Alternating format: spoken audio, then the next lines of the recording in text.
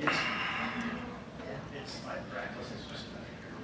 So I've only been here for 2 years. I know.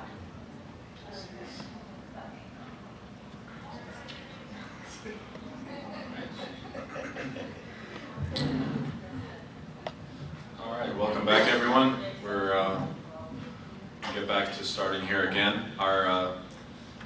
Our next small topic is mindful young men. This is going to be presented by Mr. Bob Kuchta. Mr. Kuchta is a licensed clinical social worker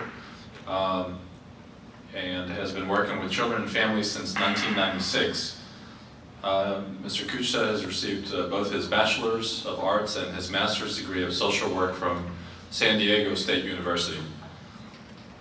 He has taken on many roles as a parent educator, youth director, child abuse investigator, as well as an adolescent rehab coordinator and therapist. He moved from his hometown of San Diego, California in 2012 to join his wife here in Panama City. Mr. Kuchta is fluent in both Spanish and Portuguese. He's happily married and a father of 2 beautiful children. So our dialogue with Mr. Kuchta, he would like to have more of an open dialogue. So if you have any questions, feel free to come up and ask during the lecture as he will present. Sure. Okay, sounds good.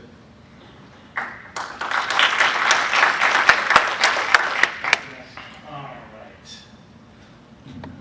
Good evening, I'm Bob. So I know our group here today is mostly professionals, so I'll try to kind of gear what I want to talk about towards them. Like Dr. Kanawi said, I came here 3 years ago. This is my wife's hometown. She grew up here and wanted to move back home. My kids are 3 and 5. We started late, and as soon as my son was born, she started wanting to come back home. So I grew up in a small town in Southern California in the mountains, and went to school in San Diego and lived there for about 20 years. In some ways, some things about Panama City remind me a little bit of home. I am grateful to be here. I'm glad that we're not in such a large urban town. I liked it as a young man, but raising a family, I'm glad we're back here. Dr. Kanawi thinks my kids are beautiful. He's their doctor, but he only sees them at certain times.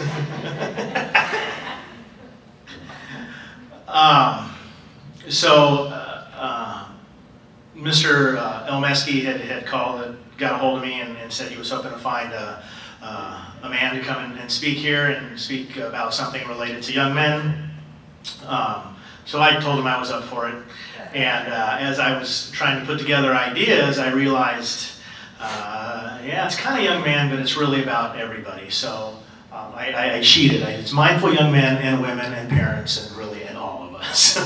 So what I want to speak about today and what I want us to talk about is really how do we be more mindful of our young people, ourselves, their parents, their children. All right, I have not done PowerPoint slideshows before. And as I'm speaking, if there's something you want to ask or bring up, feel free to speak up, okay? I mentioned this when I spoke a little bit earlier. I think really relationship is the heart of what we're talking about here today. As a therapist, I regularly come back to relationship.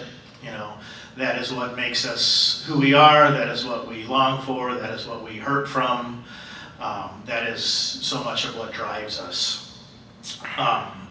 And one thing we know is social workers, and I think many of you are social workers or physicians, and you know, for me to be able to help somebody, it doesn't matter what I know or how smart or wise I am or what skills I have. If I don't have their trust, I don't have anything. And I think when we're thinking about the issue of teen pregnancy and working with the kids, working with their parents, working on their relationships, we need to remember that foundation of trust, that's the first step. before we can go anywhere else. We need to make sure that we have that. When I'm working with, whether it's kids, family, marital couple, these are the three things that I keep in mind. I think there's self-regulation. How are we managing ourselves? How are we seeing things? And then how are we communicating and working in our relationships? And I'll talk more about those. All right, a story. So this is the story of the 5 blind people. I say 5 blind men. 5 blind young men. We'll make this the young men's story. It's 5 blind people walk up to an elephant, and they're all, different parts of the elephant. One is on the side, puts his hands up. Says, hey, this is some kind of furry, moving, breathing wall. Next person is at one of the legs.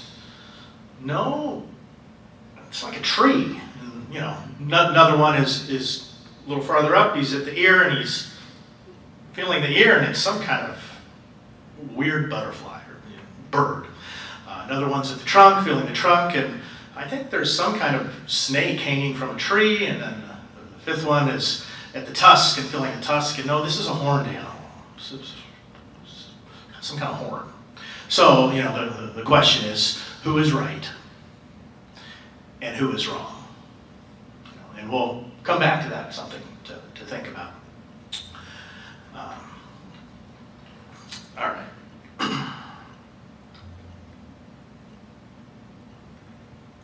Okay, self-regulation.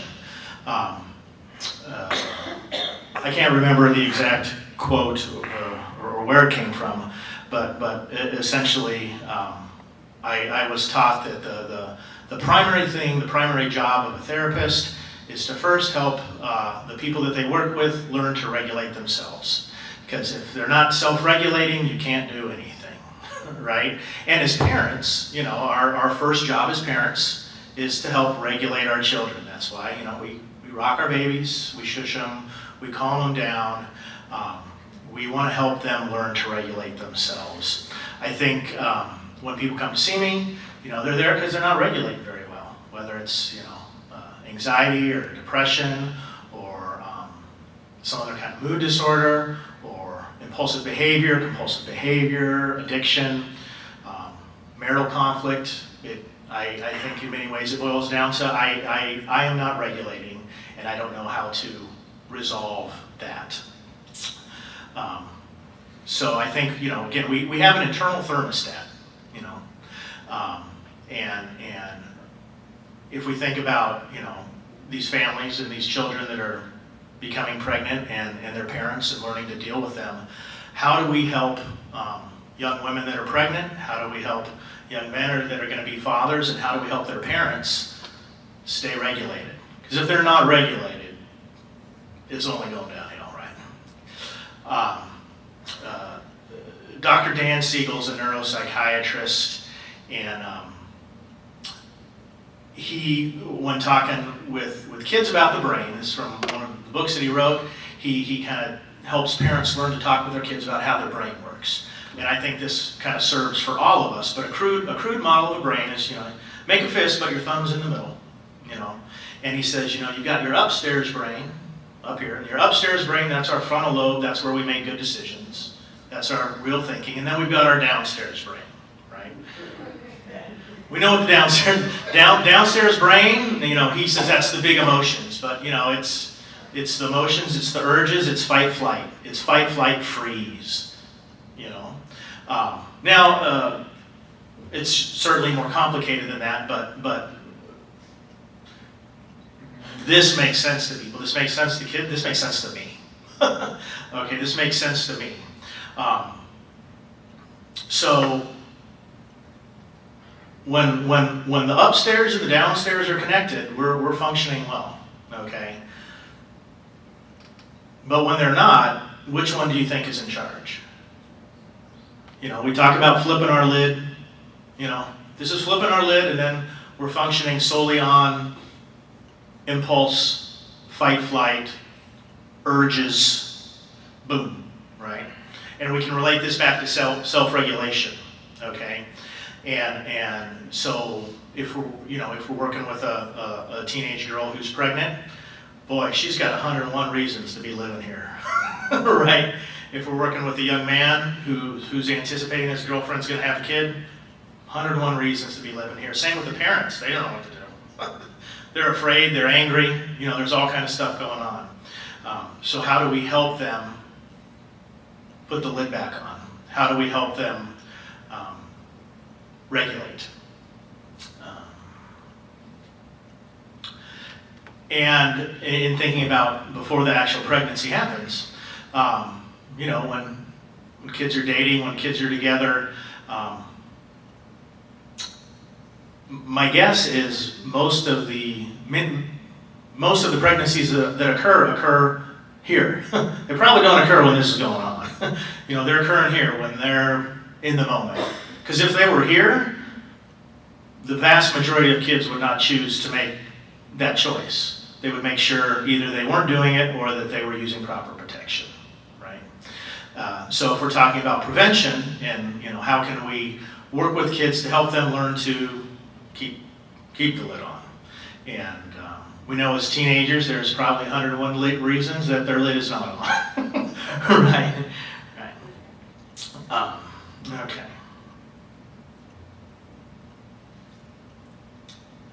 Okay, another image I refer to as a window tolerance. I think we all have what is our own window, okay? My window might be here, Dr. Kanawi's is about here, my 5-year-old's is about here, and my 3-year-old's is about here. Okay, we all have our own window and we can all deal with so much. Well, I might be able to deal with a lot when my window is open. What I can deal with here, my son and my daughter can't. Now, as we have stressors and challenges and issues in our life, our window starts closing. Some of us have chronic issues, whether it's emotional pain, physical pain, relationship challenges. And when we wake up in the morning, our window should be here, but it's not. It's here. We start here. And then different things happen throughout the day. And this is when we start snapping. That's when the lid goes, right? We can imagine for teenagers, a teenager that's pregnant, I'm guessing every morning she wakes up, her window's right about here. And her mom's window and her dad's window is probably right about here too, And so pretty soon they're here and they're at each other and we're off to the races. One example I use is, we're responsible for our window. Okay. Some days my window is good, and some days my window is shrinking, and it's my job to be conscious of where it's at. A few months, my 3-year-old is Mary. She's very, very, very strong-willed, and because she's 3, and because she's my wife's daughter, she's very strong-willed. One morning she just wants her way, and it's time for us to get ready for daycare, and Mary, you can choose to come to the car, or I'm going to pick you up and take you. And she's standing her ground, so she's made her choice. And I pick her up and take her to the car, but she's very mad, and she's just screaming and wailing and yelling and hitting me and scratching. She's going off. She's, well, my window happens to be here. Good thing. So I'm not reactive to her. I pick her up, I hold her firm, I take her to the car, get her in her car seat, buckle her up, hold her arms down, look at her, give her a kiss, let her know I love her, let her know it's not okay to hit me. Close the door. Disengage. That's it. Okay. My window's open. Another day, same kind of thing is happening, except my window's right here. And boom, I'm raising my voice. I'm giving her a little swat on the bottom. I'm engaging in a power struggle with a 3-year-old. What the hell am I doing? So, when we're working with folks, again, whether we're a parent, a loved one, a social worker, a mentor, a teacher, how do we be mindful of first, where's our window at? Because I can't help anybody else if my window's here, not going anywhere. And then how do I notice kind of where their window might be, and how does that affect how I engage with them? And if we're thinking about, teens and parents, pregnant teens and their parents, again, thinking that more often than not, their windows are here. How do we help support them in being mindful of opening their windows instead of just all right. Next one. Okay. The bond. So this is systems theory. This is similar to what was alluded to before. I think we're all born into a family, and that family is our pond. That's our system. That's where we learn to do what we do, to how we learn to relate to others, how we learn to think about ourselves, how we learn what's right from wrong. That's where we start, and we know that all systems have homeostasis. And homeostasis is their norm. Homeostasis isn't good, it isn't bad. It just is. That's their homeostasis. When families come to meet with me, part of my job is to figure out, A, where their homeostasis is, and B, how do I interrupt that? Because they're coming for a reason. How do I interrupt that homeostasis? All right, I lost my place for a second here. So, when a teen is pregnant, the homeostasis of their family and their person is in crisis. Everything is stirred up. In grad school, I remember one thing from, maybe the only thing, no. One thing I remember from grad school is they said, in Chinese, the symbol for crisis the Chinese symbol for crisis is two symbols. It's the symbol for chaos and opportunity. So when we're talking about teen pregnancy and thinking about, oh my gosh, whether you have a pregnant teen or a young teen mother, or you're the parent of a young man whose girlfriend is pregnant, this is definitely a crisis. And there's definitely a sense of chaos. And what do I do? And one thing we want to do is support people and providers is we want to, keep our lid on. And when we keep our lid on, we can help facilitate this into an opportunity. Doesn't mean it's something they should all be praising and happy about, but how do we make this interruption in the system into an opportunity? One thing to remember about adolescence is that developmentally, the job of teenagers is to rebel. Their job is to establish independence. It's developmentally appropriate for teenagers to be resisting their parents. I'm not saying it's a good thing. I'm not saying they should be disrespectful. But it's developmentally appropriate for them to be resisting their parents and beginning to establish their own ground and who they are. It's also developmentally appropriate for teens that their peers are much more valued than their parents. Now, of course, that doesn't mean as parents we just, okay, go do whatever your friends want you to do. That doesn't mean we do that, but we need to be mindful that in their system, so we have them in our family, we've raised them, but they're starting to challenge the system. They're starting to want to create their own system. And how do we as parents and loved ones and providers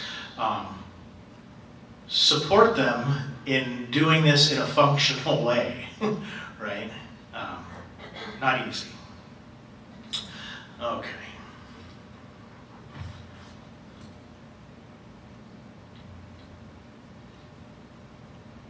Okay, perceptions.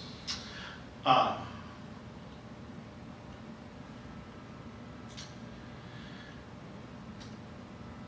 think I somewhat alluded to this when I was speaking a little bit earlier.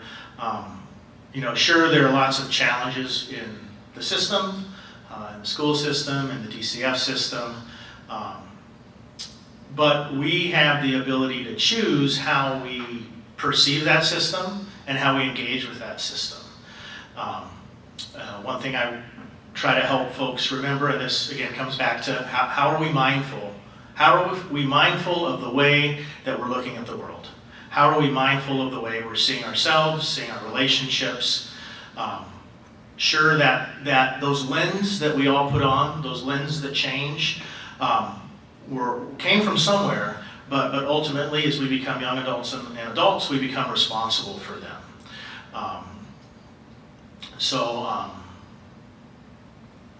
Yoda said, where there is fear, there is anger. Where there is anger, there is hatred. Where there is hatred, there is suffering.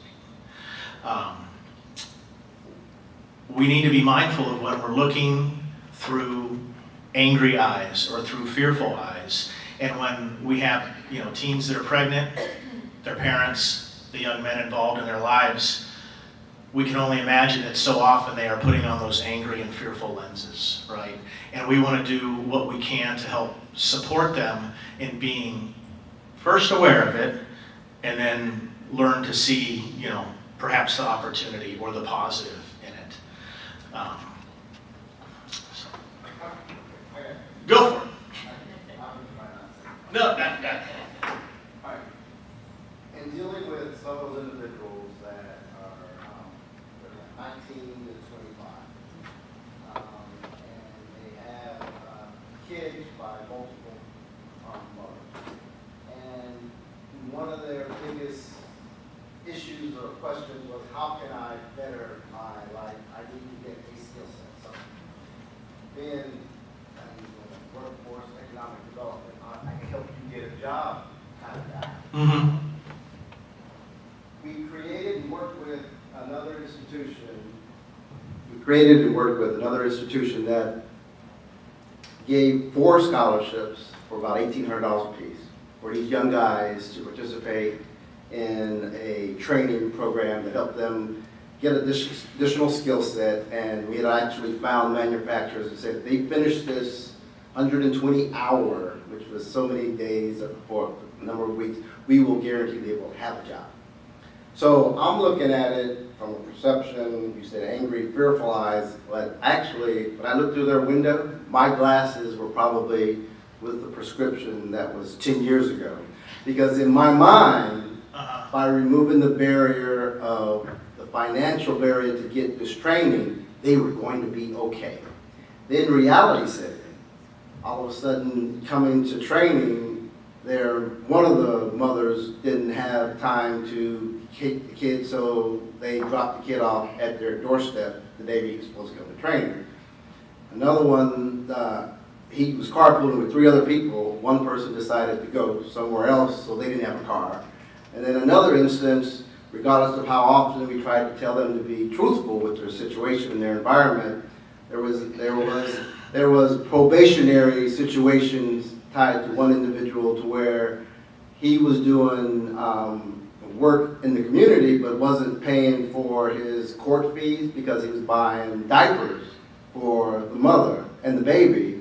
Then he ended up going to jail because he didn't pay his court fees. So trying to figure out the lenses to look through and getting a better understanding of the environment that these kids, you got kids raising kids, teenagers. Well, they're 25, but they're developmentally about 14. Exactly. And so what are when you're trying to help, and like you got the perception that my original one was, if I take the financial burden away from getting this training, they were going to be okay. And I quickly realized that I had no idea what they were going through on a day-to-day basis. So as you start to look at the other environmental issues that are tied to what they have to deal with, it becomes more than just a daunting task to be able to figure out what the next step is for people that want to help those individuals. And it makes sense why they're living here. All the darn time. Yeah. And so as you're trying to come up with ways to help individuals, and there are a lot of people in the community that are wanting to help some of these people make better choices. Whether you get to them early enough or not is a different story, but if they're already in that environment and you're trying to help them make better choices, what's the perception, what other types of pathways we could use to try to get them to the next step that's going to make their life better. What comes to my mind is, you know, there's a reason they're doing what they're doing. And I think, you know, change comes about from having some kind of positive relationship. And I don't know if I'm going to word this exactly correctly, but, you know, I go back to attachment. And, you know, if we look at kind of what we're born into and we learn how to be who we are and think about ourselves and how we see ourselves and understand our world, comes the foundation of that comes from our primary attachment relationships.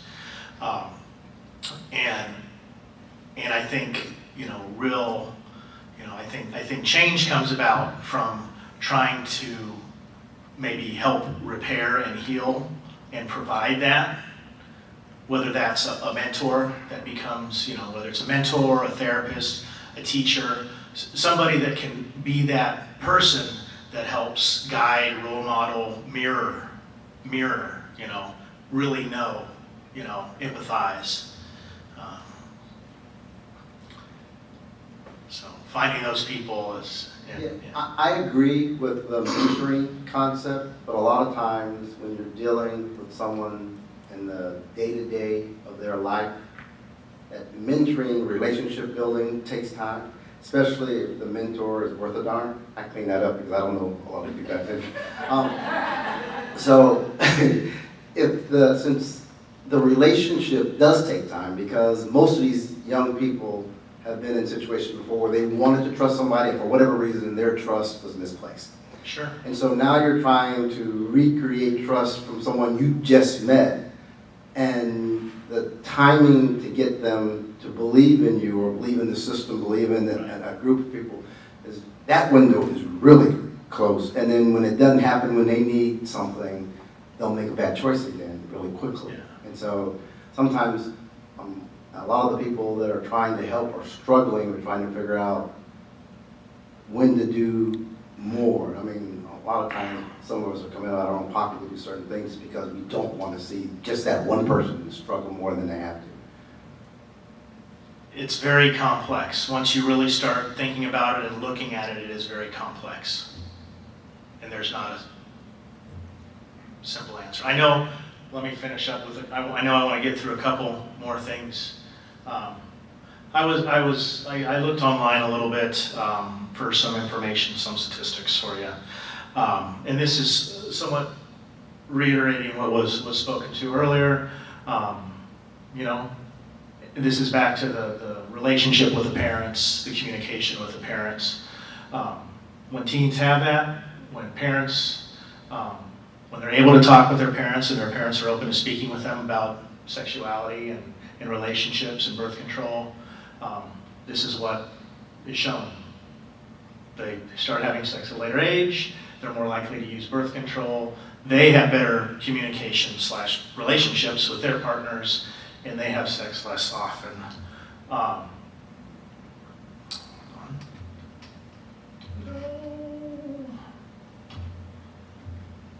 Uh-oh, I broke it. I wanted to go to the next slide. Sure. I was doing this one, but I can read through it if I know I'm running late on time.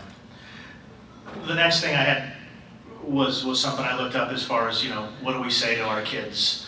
And again, this is really kind of more addressed to the parents. You know, what do you do? What do you say? It's important to talk with them about your own sexual values and attitudes, as was alluded to earlier. Be very, you know, talk early and often. Don't wait until they're 16. Be clear with your limits, your rules, your expectations. Know your kids and their friends. Be cautious with early dating, and especially, you know, serious relationships and relationships where there's a big difference in the age. Show your teenager that there's more to life than